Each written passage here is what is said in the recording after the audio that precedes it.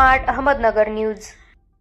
मिरज शहरामध्ये अवैध धंदे जोमात, पोलीस प्रशासन कोमात। सांगली जिल्ह्यातील प्रसिद्ध आरोग्य नगरी व कला पंढरी म्हणून ओळखल्या जाणाऱ्या मिरज शहरामध्ये अवैध धंदे जोरात सुरू आहे। त्यामुळे हजरत मिरासाहेब नगरी बदनाम होत आहे। त्याकरिता तिरंगा न्यूज महाराष्ट्र यांच्या वतीने मिरज शहर पोलीस ठाणे, मिरज महात्मा गांधी पोलीस ठाणे यांना समक्ष भेटून निवेदन देण्यात आले होते। तरी देखील मिरज शहरात चाललेले अवैध धंदे जोमात चालू आहे। गेल्या 3 महिन्यामध्ये मिरज शहरातील नागरिकांनी खासगी सावकारी यांच्या त्रासाने आत्महत्या केल्याच्या घटना घडत आहे। राजरोजपणे चालणारे जुगार अड्डे, 3 पत्ती, मटका बाजार, खासगी सावकारी गांजा विक्री बरोबर औषधाच्या दुकानात नशीच्या गोळ्या, अंमली पदार्थाची विक्रीसह चोरून चाललेल्या हातभट्टी व्यवसाय, गॅस रिफिलिंग पूर्णपणे बंद होणे आवश्यक असून पोलीस प्रशासनाने यावर त्वरित कडक भूमिका घेऊन मिरजेला बदनाम करणारे सर्व अवैध धंदे बंद करण्यात यावे,